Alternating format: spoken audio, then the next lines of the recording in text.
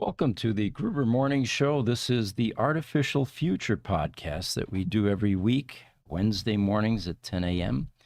And this is the podcast where we explore how we're going to integrate all of these rapid technological changes that are occurring. And what I have behind me here is a picture of a combination of humans and robots. And what I asked AI to do was give me a representation of universal basic income, which is something that we're going to spend some time talking about today, especially in light of the fact that the way we work and generate income and use currencies is going to drastically change here in short order. We always welcome your inputs, comments. If you don't agree, let us know. If you have a different thought, a different viewpoint, a different opinion, that's what makes these shows fun. So feel free to chime in. Let us know where you're coming in from. This is a global audience that we usually attract. So we'd love to see where you're coming in from and hear your ideas. So one of the first things I wanted to cover was Elon again in the news about a topic, and he says there will be no phones in the future, only Neuralink. So you kind of play that out in your mind now, and you're not going to be carrying that cell phone anymore. You'll be able to communicate directly. And I can envision it. I mean, instead of dialing or talking to your phone, you just simply talk to yourself. Hey Siri, call Kim Johnson. Is that how it would work? And- Did you hear my phone? It's already chatting with me. Yes, you're right, Siri. You do not see a Kim Johnson in my contacts. Technology certainly has come a long way. Actually able to hear me and communicate with me. So I found that fascinating. We like to go down a lot of rabbit holes, and if you think about it, the phone's in your brain. Well, yeah, play that out in your mind. That's going to be a fun one to explore, to look at all the ramifications. So yesterday I was doing a podcast, and on Tesla Roadster valuation. We do an EV podcast Tuesday and then a Roadster podcast at 1 hour later at 11 o'clock. Anyway, I was looking for some additional perspective on why a Tesla Roadster, after only 16 years in the market or with owners, could be a collectible car. And so I asked AI, and it gave me a number of great bullet points, which I used in the podcast, actually. So then I thought, let me do this. I was very pleased with the results, so I complimented it, and I said, thank you, well done. And here's the response I got. You're welcome. I'm glad you found the discussion helpful.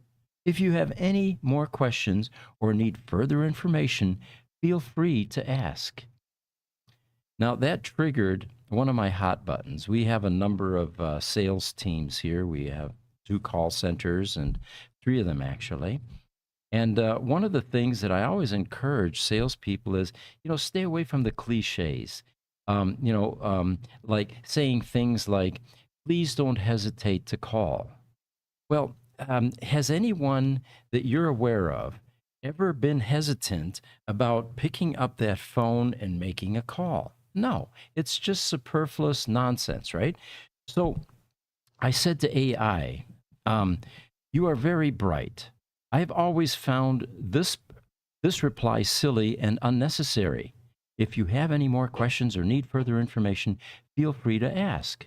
So then I said, if I already asked, no one would be hesitant or feel awkward about asking again. I know that you were programmed by humans, but this is one response that you can lose. So here's what it said to me after that. Noted. I'll keep that in mind for future conversations. If there's anything else on your mind, just let me know. Well, then it rephrased it, and I can live with that statement. So anyway, I encourage you, have fun with AI. Talk to it, see what you can elicit from it. It's beginning to look and sound dangerously human in my estimation. All right, we've got a a jailbreak uh, program here. And this one will tell you how to build Molotov cocktails or worse, they say, is the headline. And this is a jailbreaking method called skeleton key, which can prompt AI models to reveal harmful information. The technique bypasses safety guardrails in models like Meta's Llama 3 and OpenAI GPT 3.5. Then I guess Microsoft did some testing, and they found that it bypassed Google's Gemini Pro, Turbo OpenAI GPT 4.0, Mistral Large, Anthropic Claude 3 Opus, and Cohere Commander R+. The only model, they say, that exhibited some resistance was OpenAI's GPT-4. So apparently, this jailbreak technique called skeleton key can force AI models to divulge information about topics ranging from explosives to bioweapons to self-harm through simple natural language prompts. Anyway, it doesn't give a link here as to where you can get something like this, but we're always interested in the jailbreak type items because that's when AI really becomes interesting. All right. So here's another one. This is the headline. This AI can finally tell humans why we're losing. Unlike AIs that have defeated human champions in games like Go, and chess for that matter, this AI can tell you why. So apparently this program bumped off 8 of the world's best bridge players. And so this new AI has not only claimed a win in one of the games where humans still held out, but also victory for all other AIs of its type. There's a French startup apparently called Nook AI, N-U-K-K-A-I. It's a bridge type program, AI program, and the short version for that is N-O-O-K, is what it's called. But it apparently represents a different type of AI from the deep learning neural networks which currently power self-driving cars, unlock smartphones with your face, and dominate in strategy games like Go. So while these AIs are capable of delivering results for complex problems, there's a catch, they say. They don't know how they do it. They're what's called a black box. Nook, on the other hand, takes a different approach. It's called neurosymbolic AI, and it combines deep learning with more traditional AI approaches to create algorithms with deep learning strengths that essentially can show their work. They say the problem with these black box programs is that deep learning AI is powered by neural networks, as their name suggests, and these algorithms take their design cues from the brain. Inside your brain, individual neurons work together as a network to solve complex problems, and deep learning AI does the same thing. So by using layer after layer of neural nets, they're capable of turning out solutions to some really difficult, beyond human level problems, like finding patterns in data. And they excel when given huge amounts of data. They say the complexity of these AIs also means it is practically impossible for us to know exactly the process behind their answers. And again, this is the black box problem. This may not seem like a big deal when it's unlocking your iPhone, they say, but when it's driving a car, you probably would like to know what it's thinking, quote unquote. Compare this to traditional symbolic AI, where the algorithms are designed using a known rule set so we can interpret their outputs. These rules-based AIs don't require massive data sets and can better handle abstract questions. All right, so when playing a modified version of Bridge, apparently, this program, Nuke, was able to win 67 out of 80 sets against human experts. So they say it's a splashy win for the fledgling field of neurosymbolic AI. When we had our podcast last week, our artificial intelligence podcast, we got a power outage in the middle of that podcast. We were in it maybe 15, 20 minutes or so, and everything here in the studio went pitch dark. It was a quick realization that even though we're in the critical power business and all the buildings here are supplied and fed with UPSs, uninterruptible power systems, our studio was left out of that UPS capability. And when the utility drops power, we go dark. But what it did was we interrupted a presentation on the UBI, or Universal Basic Income concept. This is something, again, that Elon Musk has been talking about. He predicts universal basic income will take off once AI replaces workers. Of course, the strategy here is as jobs are replaced and humans are no longer necessary in the equation, what will humans do? And if the production of goods and services is taken over by machines, which have a one-time cost and some maintenance may be thrown in. Remember, the Optimus robot is targeted at $20,000, $30,000 or so. Then what happens to humans? Well, they talk about this UBI concept, which refers to making recurring cash payments to all adults in a population, regardless of their wealth or employment status, with no restrictions on how they spend the money. So they say that Musk, the CEO of Tesla, of course, envisions a world of self-driving vehicles and other artificially intelligent machines replacing humans in the work setting and performing virtually all physical and mental labor. He also predicted that this AI-powered economy will be so robust and productive that everyone will receive not just a basic income, but a very high income to boot. Well, that sounds like good news to everybody, I think. Our social media team is excited about that, I believe. What do you think, guys? I know he was it the recent event that he was on? He was talking about Optimus, and he was saying that he believes that robots, humanoids will be a 2-to-1. So for every one human, there'll be 2 robots per them. And he said they'll do mostly household chores in the beginning, and then later on you'll be able to like rent out like a robo-taxi kind of a deal, your robot, and it'll be able to make you money. Right.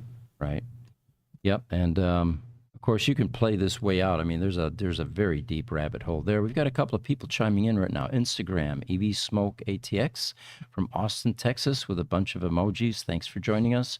YouTube, Overtowski, again, hello, Mr. Gruber, he says. Thanks for joining us.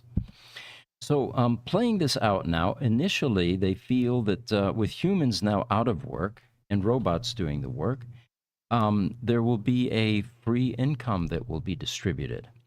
And we're going to get into some of the protagonists that are actually promoting this. The people will have time to do other things, they say, more complex things, more interesting things, and certainly more leisure time. There will be fewer and fewer jobs that a robot cannot do better. So as this starts to evolve, the goal of government should be, again, to maximize the happiness of people. And giving each person money allows them to decide how they want to spend it, rather than the blunt tool of legislation, as they say. So this would be like a stimulus payment. Do you remember during the COVID era, the government was actually handing out money for a while? Direct payments to consumers. And I think during COVID, it was $1,400 or something like that. You guys remember that? Yeah, I remember that. Did you get it? I did. You did? Okay. Yeah, I did. I got it for a little bit, and then I also got unemployment because I was let go during COVID. Gotcha. And then I was fortunate enough to find an internship for what I do for you guys. Hmm. So I no longer needed unemployment. I was able to work whilst still be at home. And today, nice. Cass is doing exquisite editing for us, creating videos that are over the top. Any of you want to see them, go to our YouTube channel. What do we got, like 1,300 videos now? There are a bunch. So anyway, they get back to this. They say, what is the economy at its foundation? Well, it's labor. So what happens when there is no shortage of labor? Well, they talk about the universal high income or the basic income, and everyone can have whatever goods and services they want. It is less clear how we will find meaning in a world where work is optional. Well, this is the psychological impact that this is going to have as we all eventually no longer have a place to go and do work. What will we do instead? And of course, there's a lot of speculation about how that will be. So if we don't have a job and the robots are doing everything better, they say, will your life have meaning? Well, again, this is the psychological impact. Now, here's an interesting viewpoint by Dave Ramsey. He's an economist, and he says universal basic income is straight out of the Karl Marx playbook. Well, Marxism was first publicly formulated in 1848 in the pamphlet The Communist Manifesto by Karl Marx and Friedrich Engels, which lays out the theory of class struggle and revolution. Generally, Marxism argues that capitalism as a form of economic and social reproduction is inherently flawed and will ultimately fail. As we've noted, though, it was the exact opposite. It was communism that ended up failing, and capitalism still seems to be thriving. The theory is, or the basic claim is simple. The value of a commodity can be objectively measured by the average number of labor hours required to produce that commodity. So, what we have been talking about here in these podcasts for some time is combining this UBI concept with an age of abundance. And if you need to get your head around an age of abundance, picture this. All the countries take all their military spending, their defense spending, and feed that back to the population. Well, that immediately raises things about 3 to 5%. When you look at most companies, spend an average of 3 to 5% on their military spending. So now we've got this additional thing, which is the machines are starting to do things. They're starting to build, they're starting to produce, they're starting to provide services and product. We've got a bunch of questions coming in. UBI is a lie, according to Obertowski. He says, the minute you pay 400 euros to everyone, thus will only cause immediate inflation, and that 400 euro is worth nothing. Only purchase quotas can work as UBI. Well, thank you, Obertowski.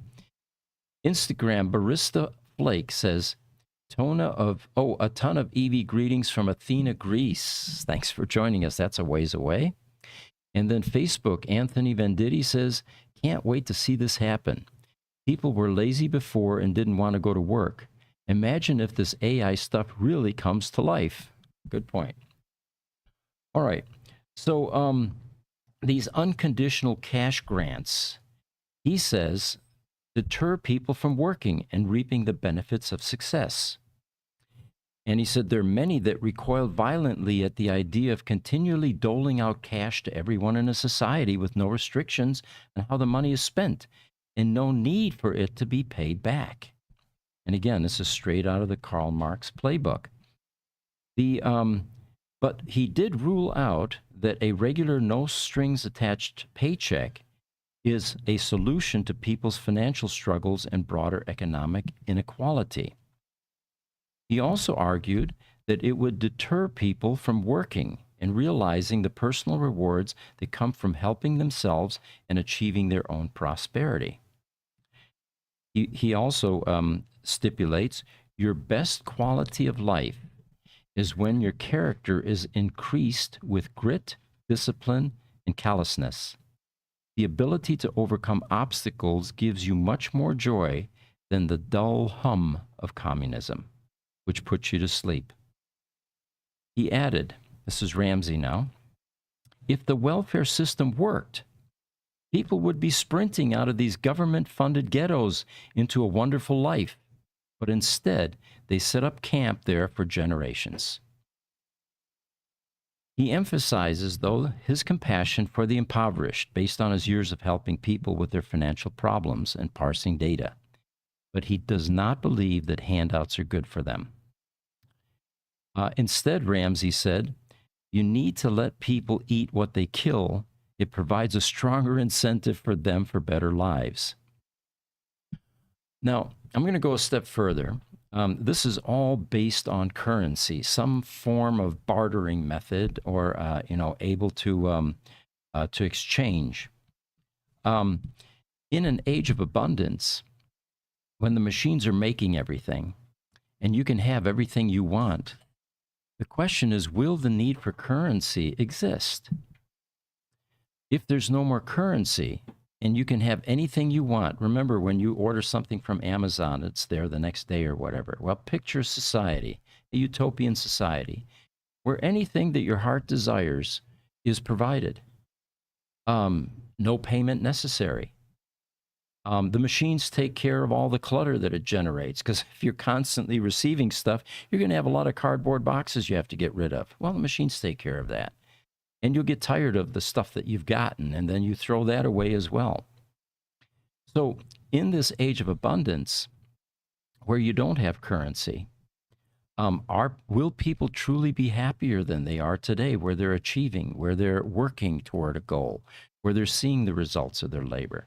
These will be the psychological questions that will be answered as we start to move into this sort of a territory. Now, here's an interesting thing. Fox has apparently created a comedy series about a guy who gets $3,000 monthly, universal basic income. And it is set to release this fall, and it's called Universal Basic Guys, a new animated series. This show satirizes universal basic income and stars two brothers who receive $3,000 a month. Now, what immediately jumps to mind here is for those of you that may have seen the movie Idiocracy, where the guy's playing video games all day and most everything is taken care of. The president of the country that he lives in is an ex-wrestler. And they have a thing with Gatorade, where they're trying to water the plants with Gatorade and are confused about why their vegetation and their food supply isn't thriving and growing well. So this show apparently says, while basic income programs have become popular in the U.S., they're not without detractors. So Universal Basic Guys, two brothers, $3,000 a month, after being laid off at a hot dog factory where their work becomes automated. Now, OpenAI founder Sam Altman and others in the tech industry have voiced support for the universal basic income as a potential solution to likely job losses created by artificial intelligence. Well, how is this UBI concept any different than unemployment? If you lose your job, you're displaced or whatever, you go collect unemployment in most countries. In fact, Cass just mentioned that she was the beneficiary of that program. So it sounds to me like we already have this UBI concept, but not forever, like UBI stipulates. Looks like Obertowski's got a comment. He says, people often ask, so what are we going to do when machines do all the work? Who said that there needs to be we anymore? Wow. Okay. That one's troubling. Good point. Okay. So look for this show this fall. It is set in the same format like The Simpsons, so it should be entertaining. Where did this concept, by the way, of UBI come from? It turns out that it gained traction when an entrepreneur named Andrew Yang made it part of his campaign during the 2020 presidential election. and it continues to be a favorite talking point for tech CEOs. Again, it provides a no strings attached cash payment to everyone, regardless of their financial status. All right. Any additional questions? Doesn't look like it. All right. Yeah, no, there's one. Instagram, Jay Klaus says, we need to move toward shifting people into roles that can be supplemented by AI, or we will end up with mass unemployment. Upskilling and education needs to be shifted as well. That is an interesting viewpoint. I'm very much focused on the psychological impact a drastic change like this will have, since we've been hardwired since childhood that work translates into income, which translates into having stuff. So that's what most of our societies are based on. It kind of feels like that if we do shift towards like a UBI, there's going to be a lot of, I think there's going to be a lot more mental health issues. I know a lot of people who their work is their life, like that's their identity. They don't know anything else. And if you have a robot that can come in and do it better than you, 10 times faster than you, that's going to have like an identity crisis. There's going to be an issue going on with that individual. Now, I know this will probably phase out over generations, but I think, the initial hit, I think, will be really hard on humans. Sure. Affecting your self-esteem is what you're saying. Yes, yeah. And eventually creating some mental issues because your life no longer has a sense of purpose. Now, it depends on what you replace it with. If you start, if you can have anything you want, and you get yourself a yacht, and you cruise around the Mediterranean, and or a tropical island for that matter, or you take up surfing, you take up some form of hobby. I think it's the people that fill their lives again with something that they find entertaining, more meaningful, that are going to survive this disruption. But you're right, it's going to be a huge disruption, and not that we don't have enough mental health issues on this planet already. The last thing we need is more. I've also seen it where, especially in the real estate industry, you see some guys who are hustling. They're maxed out on credit cards. They have huge, house payments and stuff. They get into real estate, they make a few deals, and the next thing you know, they're buying, more stuff. They're buying bigger things. Next thing you know, they're leaving their girlfriend or their wife, chasing, younger, younger people around and stuff. And then it just never seems like they're ever satisfied. Like they just seem like they're always chasing something else and something else. And so with the UBI, I'm kind of curious how that feeling goes away as well. That urge to conquer or power, or the need of power to rise above, the other people, to set yourself apart. I wonder how that's going to change, over time. Time will tell. Good points though, Aaron. Yeah, definitely. So it looks like YouTube, Overtowski says in Ireland, basic social welfare payment is 203 euros. So $218, he says, per week, paid flat to everyone without work. And, I think that history has proven that if you pay people not to work, they won't. All right, so here's something else that this happened in March, actually.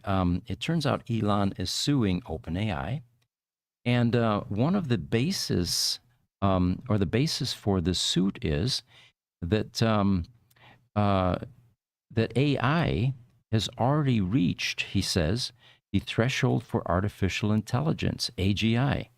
Now, what is AGI? Okay, artificial intelligence is a field of theoretical AI research that attempts to create software with human-like intelligence and the ability to teach itself.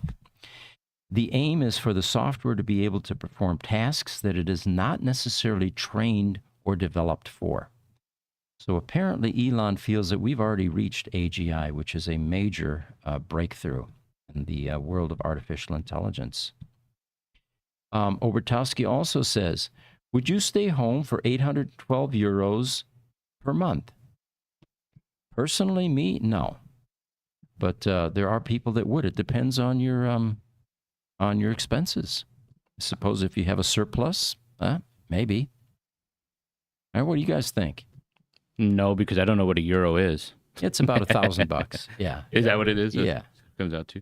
I think it depends on where you're at in your life. I think during the COVID section, I had some buddies who stayed home and did collect because they had COVID.